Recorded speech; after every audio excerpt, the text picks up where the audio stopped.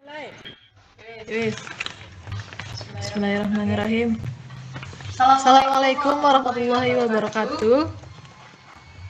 Waalaikumsalam warahmatullahi wabarakatuh. Waalaikumsalam warahmatullahi wabarakatuh. Selamat pagi anak-anak. Pagi Bu. Ibu. Kok suaranya kayak lemes-lemes banget ini, baru pada bangun ya? Iya Bu, baru bangun tidur ini baru banget. Mentang-mentang online terus bangunnya Belum siang. sarapan dulu. Sarapan lagi loh. Gimana kabarnya semuanya? Sehat semuanya ya? Alhamdulillah Bu. Sebelum kita mulai pelajaran pada pagi hari ini, untuk ketua kelas siapkan dulu untuk berdoa ya. Mas Aksan, pimpin doa dulu.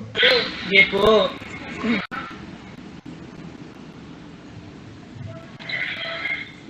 Untuk mengawali kegiatan belajar pagi hari ini, marilah kita berdoa. Berdoa mulai.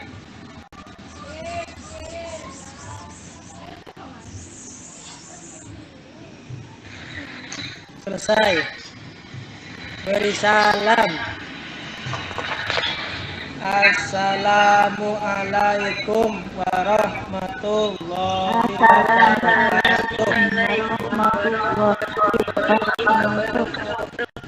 Waalaikumsalam warahmatullahi wabarakatuh. Terima kasih ketua kelas sudah menyiapkan, sudah berdoa ya. Yang pertama kita absen dulu ya. Hari ini siapa yang login, siapa yang tidak? Yang pertama di labs kita, hadir apa enggak? Hadirin Coba kameranya ya.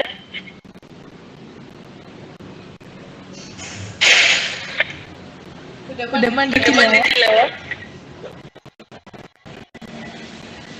apa Bu?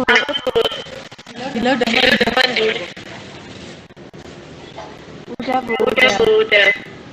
Alhamdulillah. Siap mau Ikuti pelajaran online ya.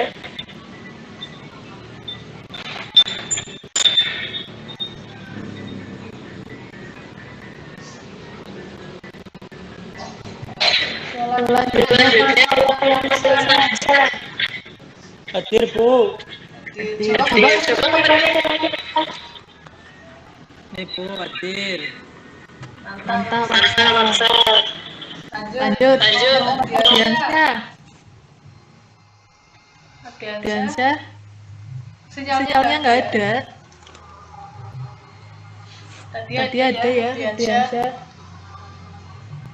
Kemudian Yuliatin. Yuliatin juga nggak ada sinyal kayaknya ya ini ya. Yang lain yang nggak hadir siapa ini? Kok cuma segini? Apa nggak pada punya kuota ya? Nomor kiriman Kak, Bu, lagi itu jadi nggak bisa online, HP-nya rusak. HP-nya rusak. Oke. Nanti Aksan bantuin benerin ya.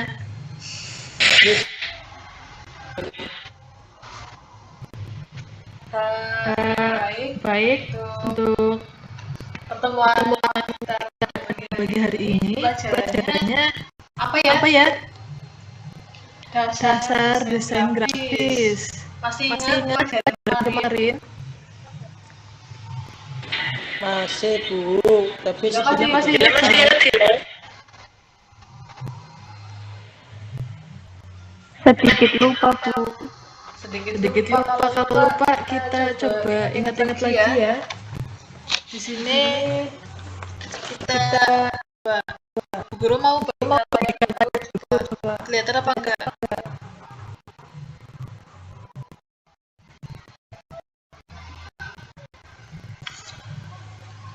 Belum masuk ya? Belum masuk.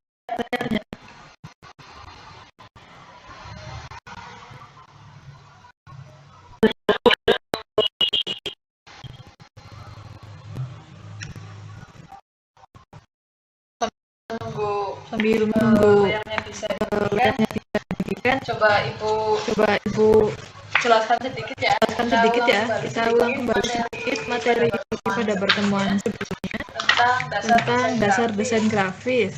Jadi desain grafis itu merupakan proses komunikasi menggunakan elemen visual seperti bentuk, tulisan, dan gambar yang dimaksudkan untuk menciptakan persepsi akan suatu pesan yang ingin disampaikan. Desain grafis ini juga diartikan sebagai suatu bentuk komunikasi visual yang menggunakan gambar untuk menyampaikan informasi atau pesan seefektif mungkin. Itu pengertiannya ya dari pengertian desain grafis. Belum kita lanjut ke materinya. Guru lupa. Kayaknya kemarin ada tugas ya. Dila masih ingat Dila. Sudah dikirimkan ke grup WhatsApp apa belum ya? Belum, Bu. Nanti dikumpulkan ya, paling lambat jam 12 siang nanti harus sudah dikumpulkan semua tugasnya. Lewat grup WhatsApp saja. Nanti jangan lupa dikasih keterangan nama dan juga nomor induk siswa. Nomor absen jangan lupa dikasih ya.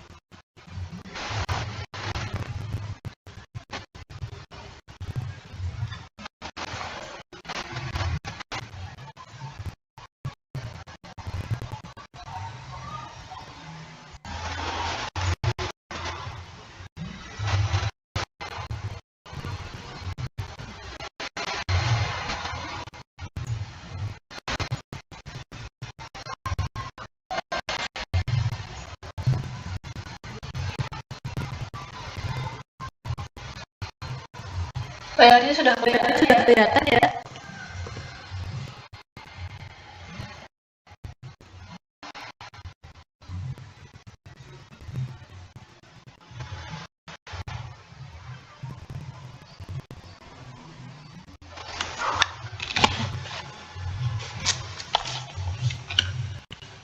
Kelihatan kan di layarnya presentasinya.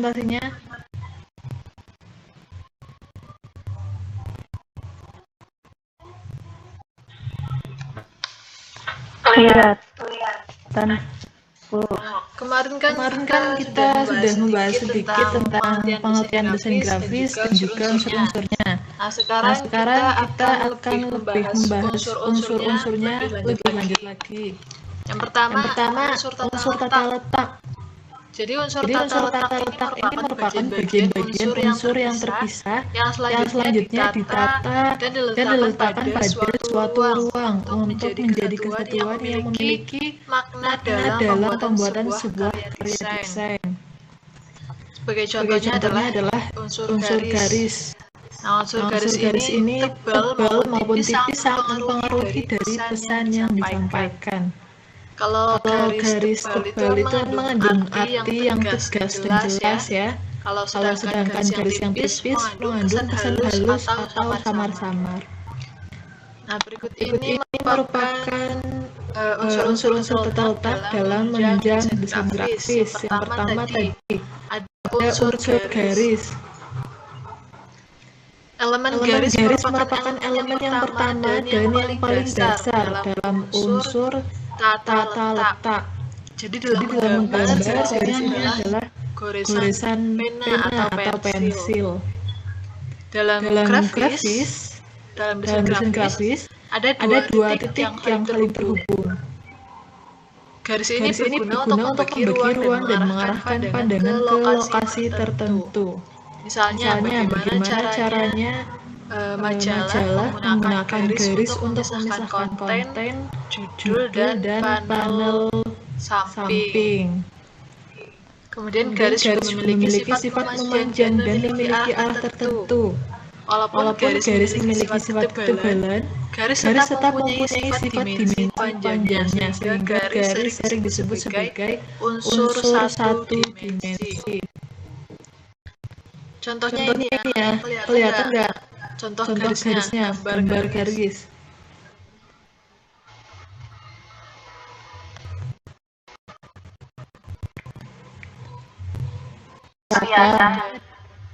Contoh dari gambar bentuk garis ada garis datar, itu garis atau garis horizontal yang garisnya lempengnya dari kanan ke kiri, itu namanya garis horizontal atau datar. Kemudian garis tegak itu garis yang berdiri dari atas ke bawah, itu namanya garis tegak atau vertikal. Kemudian garis miring yang garisnya itu miring. Ya. Ada garis lengkung, garis berlawanan, garis sejajar, garis zigzag, ada garis spiral juga yang bentuknya kayak obat nyamuk itu, dan garis gelombang.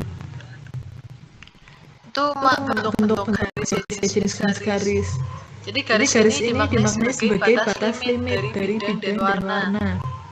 Terbentuknya sebuah garis merupakan gerakan dari suatu titik yang jejaknya membekas sehingga terbentuk suatu goresan. Untuk menimbulkan goresan atau bekas biasanya menggunakan pensil, pena, kuas, bahkan dengan gerakan tangan kosong juga dapat dimaknai sebagai garis. Itu tadi ya, seperti contoh-contoh yang tadi. Ada bentuk garis ini sangat bervariasi, berbagai macam bentuknya. Contohnya tadi garis lurus yang bersifat formal, garis lengkung yang bersifat informal atau santai, serta garis patah atau zigzag yang terkesan kaku. Ada juga garis spiral yang terkesan lebih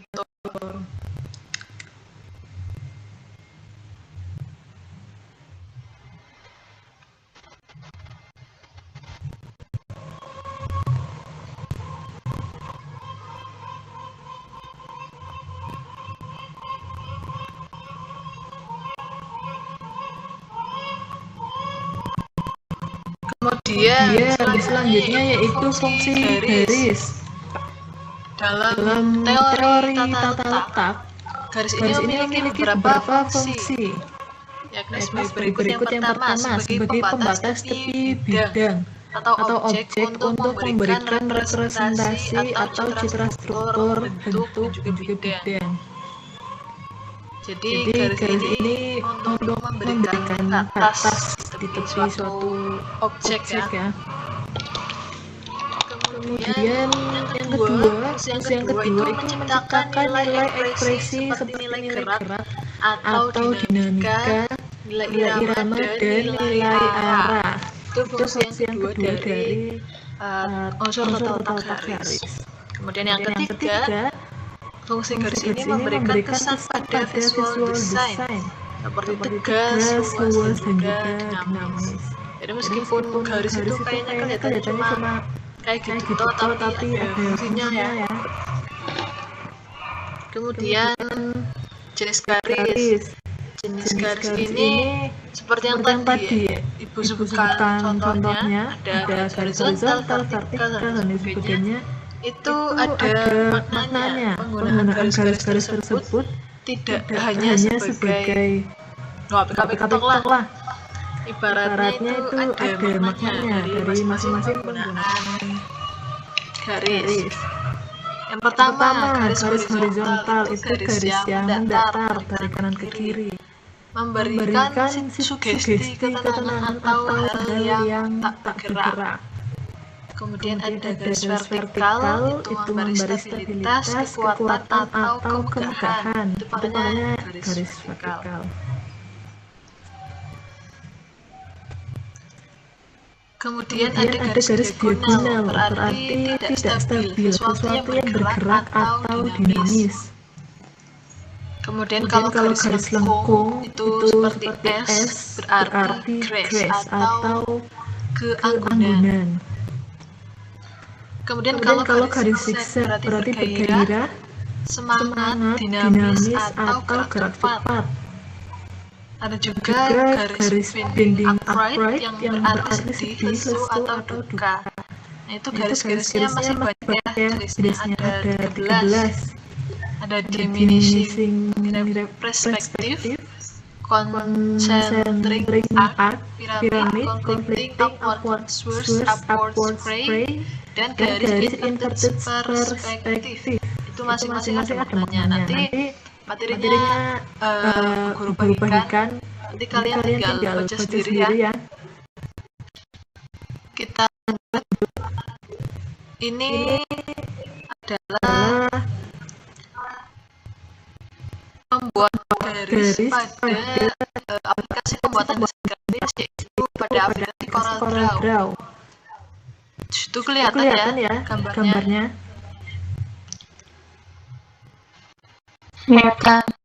Jadi pada pembuatan desain grafis menggunakan software berbasis vektor dengan CorelDRAW. Ini CorelDRAW-nya yang CorelDRAW F7 dapat menggunakan freehand tool atau dengan menekan tombol pada keyboard F5.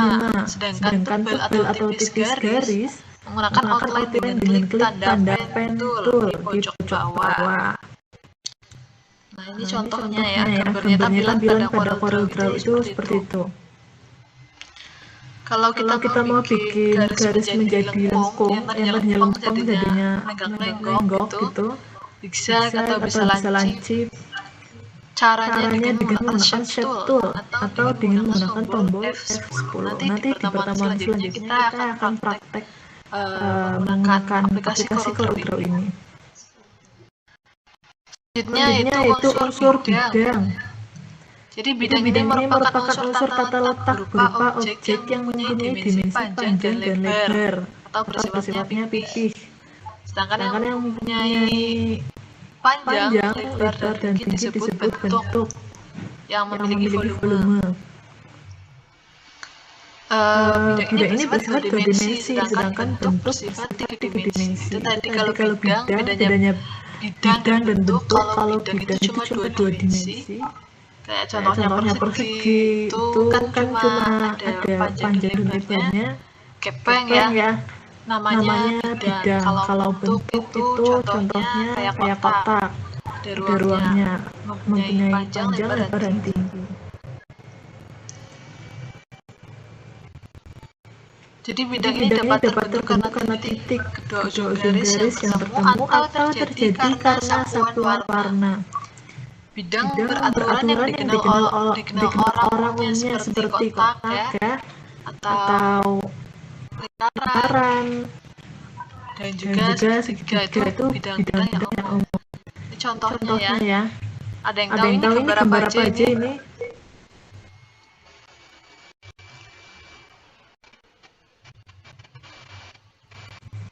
Sinyalnya hilang semua kayak ini. Ada persegi 5, segitiga, ada bentuk bintang, ada bentuk trapez ini yang ruang ya, karena ini ada tingginya. Itu bedanya bidang dan juga bentuk.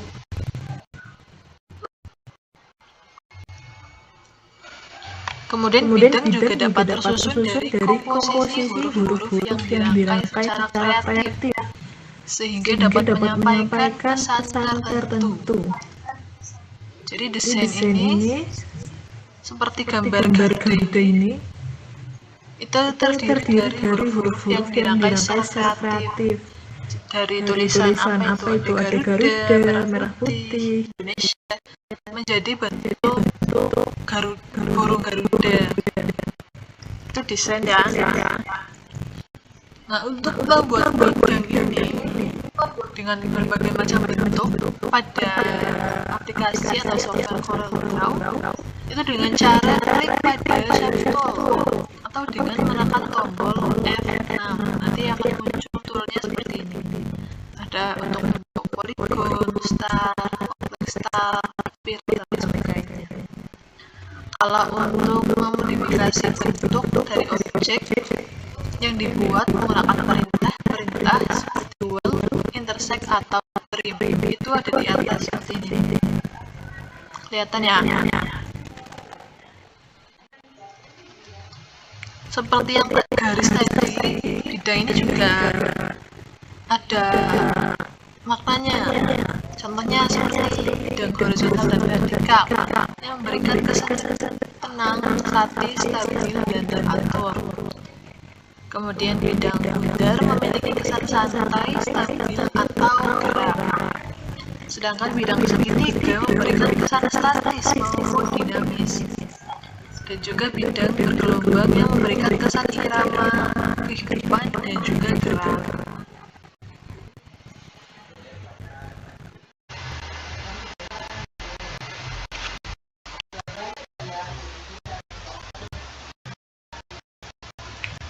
Baik, kita lanjut lagi ya.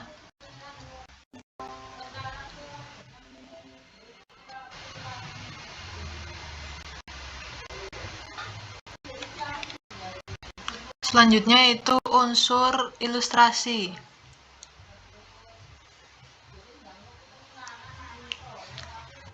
Baik, kita lanjut lagi ya.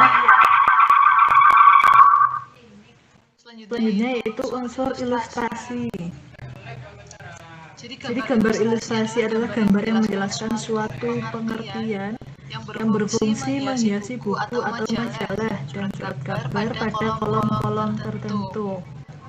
Ilustrasi ini berasal dari bahasa Inggris, yaitu illustrate, yang artinya menjelaskan.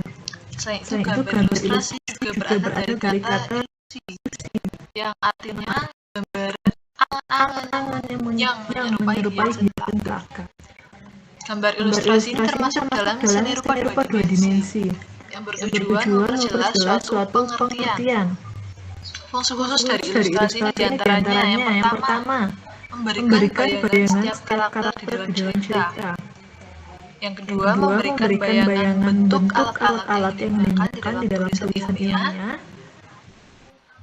Kemudian memberikan bayangan langkah kerja, mengkomunikasikan cerita, menghubungkan tulisan dengan kreativitas dan individualitas manusia, memberikan humor tertentu untuk mengurangi rasa bosan dan dapat menerangkan konsep yang disampaikan. Itu contoh ilustrasi. Ini contoh gambar ilustrasi ya. Ada gambar orang di sini. Contoh dari unsur desain grafis berupa ilustrasi.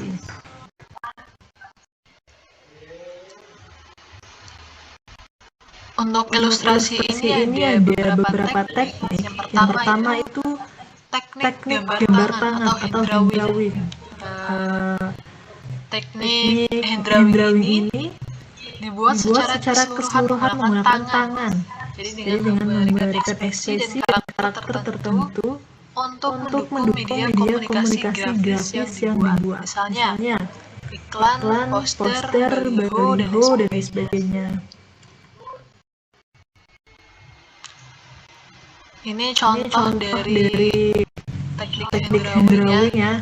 Gambar tangan menekan pensil di atas kertas, ada gambar orang yang sedang main badminton.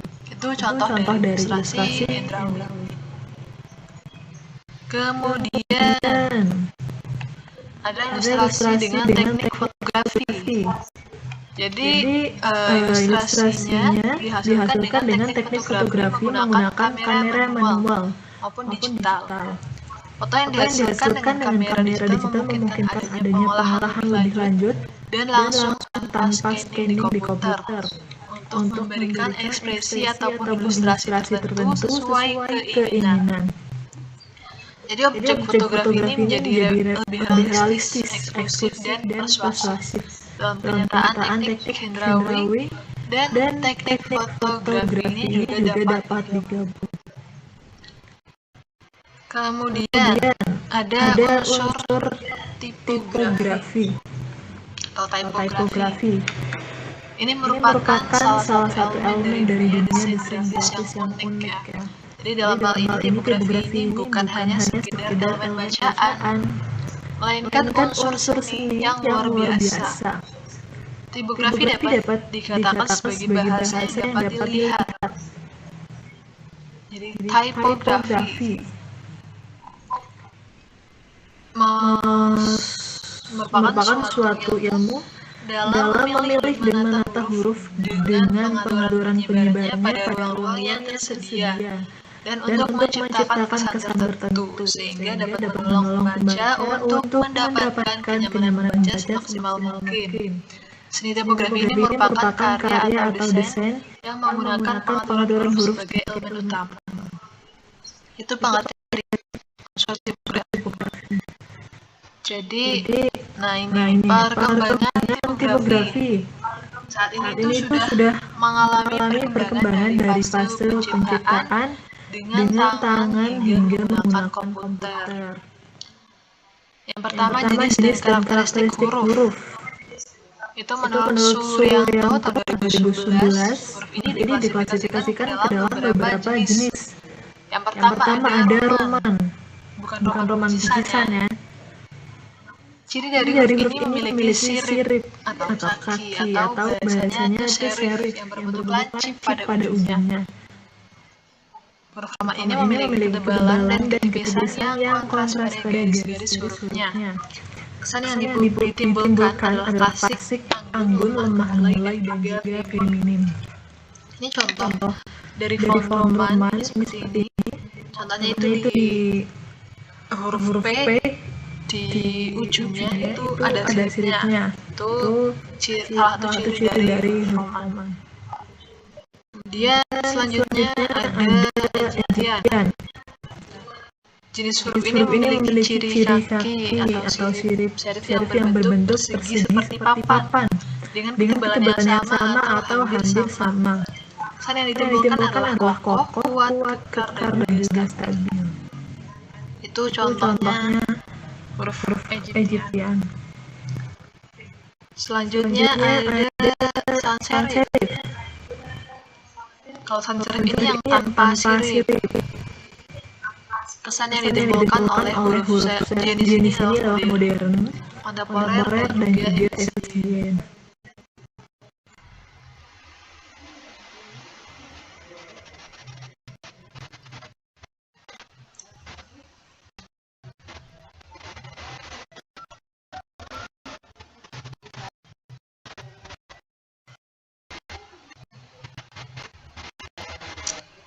Selanjutnya ada script.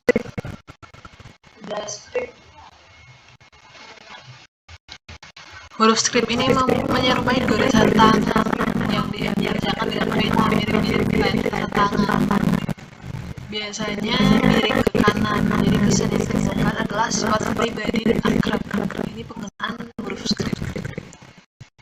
Biasanya script ini sering digunakan untuk penulisan nama pada kertas undangan dan sebagainya. Itu ya. Kemudian ada yang terakhir, ada miscellaneous. Huruf di sini merupakan pengembangan dari bentuk-bentuk yang sudah ada. Jadi pada huruf ini ditambahkan dengan hiasan dan ornamen atau garis-garis dekoratif. Kesan yang dimiliki adalah dekoratif dan ornamental. Kemudian selanjutnya ada unsur warna. Warna ini dalam layout grafis itu dapat menampilkan mood, membuat gambar, menarik perhatian, dan mengidentifikasi objek. Jadi pemilihan warna itu penting ya, sangat penting untuk menghasilkan sebuah karya yang berkualitas karena harus mengetahui tentang apa yang kita inginkan kita lakukan dan warna apa yang cocok untuk tujuan yang ingin disampaikan dalam suatu grafis. Warna ini dapat digunakan untuk suatu elemen penting penting dan utama seperti subhead, kemudian untuk menarik mata, sinyal yang melibatkan pembaca untuk melihat terlebih dahulu, membuat gambar atau rumus, mengatur, bersama kelompok elemen atau mengisolasi mereka dan memprovokasi emosi. Itu warna ya, unsur dari warna. Kemudian yang terakhir itu unsur gelap terang. Jadi gelap terang ini merupakan keadaan suatu bidang yang dibedakan dengan warna tua untuk gelap dan warna muda untuk terang yang disebabkan oleh perbedaan intensitas warna atau karena pengaruh cahaya. Ini contohnya penggunaan gelap terang itu kalau kita gambar pakai pensil di atas kertas itu makanya arsiran. Itu unsur gelap terang. Kalau kita membuat di aplikasi CorelDRAW di Photoshop, cara pengaturannya yaitu dengan cara klik pada menu, kemudian pilih bitmap dan image adjustment lab. Seperti ini gambarnya ya. Kemudian akan muncul kotak dialog seperti berikut. Nah, pada kotak dialog itu kemudian diatur pada brightness, kontras, dan saturasi. Itu pada Corel. Kemudian kalau pada Photoshop bisa dengan pilih image adjustment dan brightness atau kontras. Itu tinggal digeser-geser ya untuk mengatur kecerahan dan lain sebagainya. Oh, nah yang terakhir ini belum. Yang ketujuh, baju 7 ada tekstur. Jadi tekstur ini adalah tampilan permukaan atau corak dari suatu benda yang dapat dinilai dengan cara dilihat atau diraba.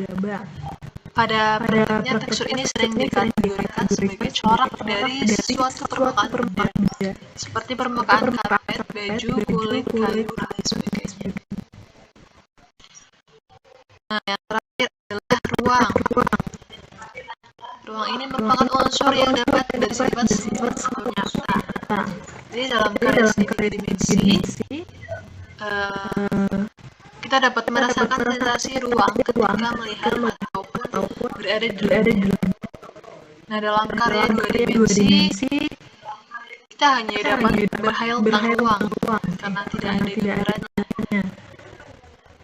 Tapi pada ini, seniman dapat menghasilkan kesan ruang pada lukisannya dengan cara memberikan bayangan, membuat perspektif pada objeknya, dan memberikan perbedaan warna terang dan gelap, dan masih banyak lagi. Nah, itu dia tadi materinya tentang materi penjelasan lebih lanjut dari dasar unsur-unsur letaknya. Sampai di sini ada yang ingin ditanyakan?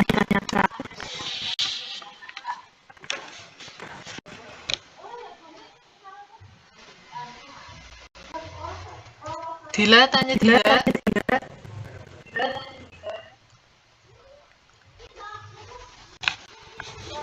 Dila Puspita ingin bertanya, Bu. Iya, Dila, silakan mau tanya apa?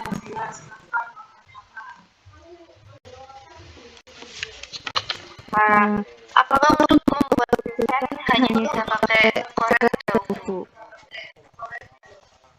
Untuk membuat desain ya. Jadi kalau kita hendak membuat suatu desain grafis, aplikasi yang digunakan bukan hanya CorelDRAW ya.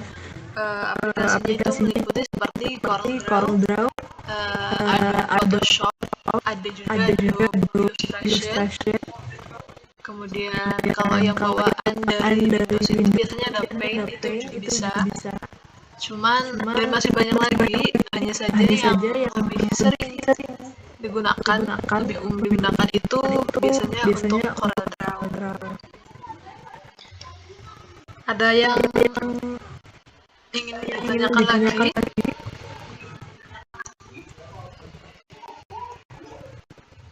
Nggak ada ya? Kalau tidak ada, diberi soal.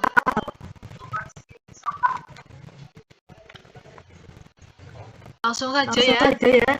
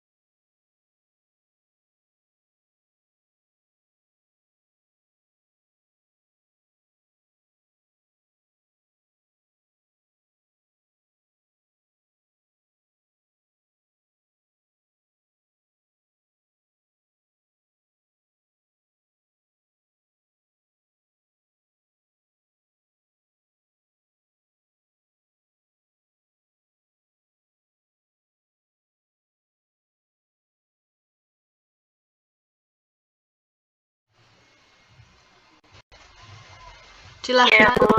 soalnya dikerjakan atau mau Ibu tanya langsung aja. Siapa yang bisa jawab nanti kasih nilai tambahan.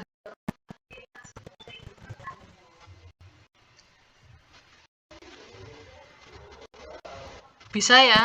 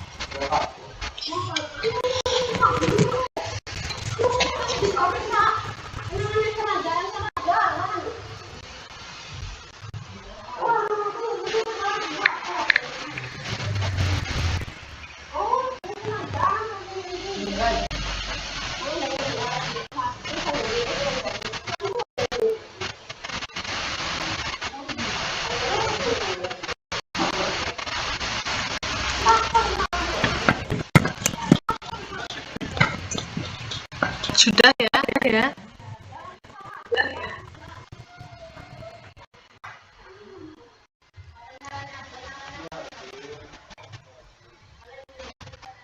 Sekarang langsung aja ya.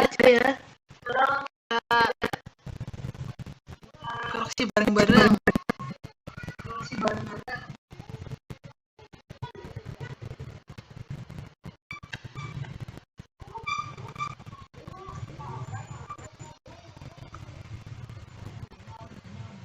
Yang kemana ini pada tidur?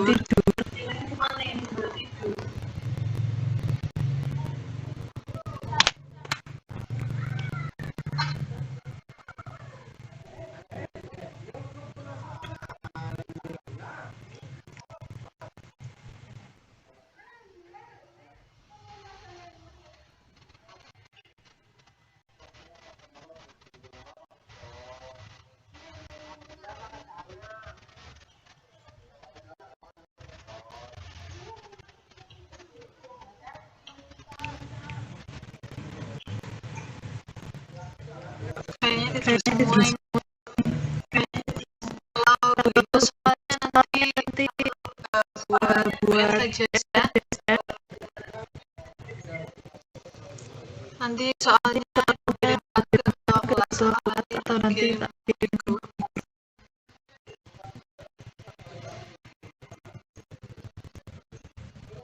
Kita karena waktunya juga sepertinya hampir selesai.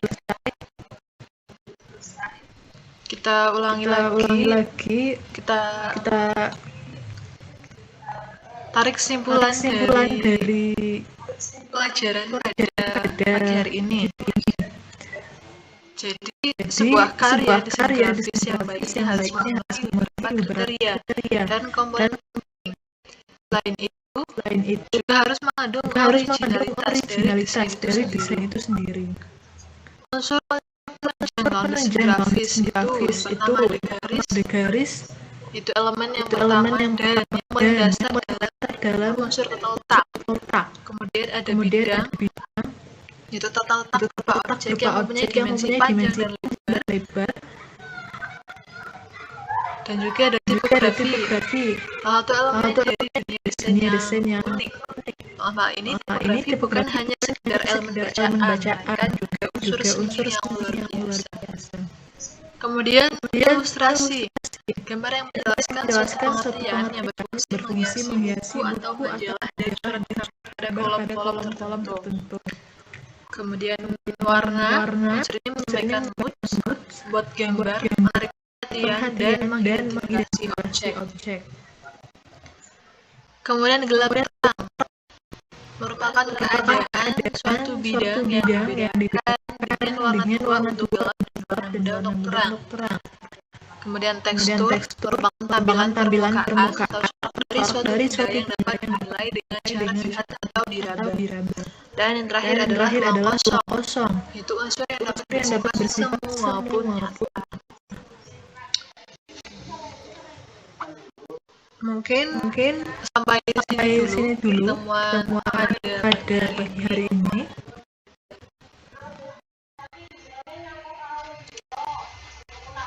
Sampai sini nggak ada yang mau ditanyakan lagi ya? Cukup.